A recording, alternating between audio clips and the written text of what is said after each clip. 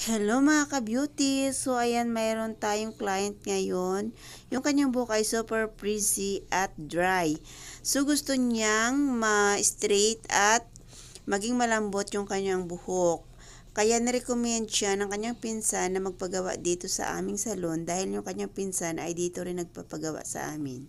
Si Madam pala ay kararating lang galing sa ibang bansa at gusto niya bago siya umuwi ng province ay maipagawa muna niya ang kanyang buhok. Kaso, yung ganitong buhok na sobrang damaged na ay nakakatakot talaga galawin. Kung makikita nyo, sobrang bleach na yung dulo ng kanyang buhok at maliliit pa yung hibla ng kanyang buhok. So ngayon ay susubukan ko ang aking pinaka-best para maayos yung buhok ni Madam. Ang gagawin ko dito ay a-applyin ko siya ng cream number 1 na pang rebonding at ididiretso ko na siya ng hair botox. So ayan na nga, after natin siyang ma-rebond at ma-applyan ng hair botox treatment, ito na yung kanyang result ng kanyang rebond.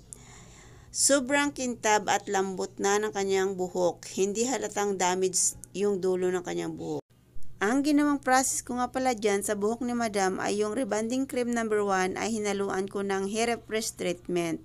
Then saka in-apply sa kanyang buhok para maiwasang madamage yung dulo na part ng kanyang buhok. At after maibabad sa rebonding cream number 1 ay inalawan ko at itinuyo ng 100% at plinansya.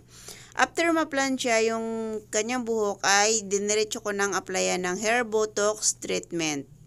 At yan na yung result ng kanyang buhok after nating i-rebond. Thank you for watching. Bye!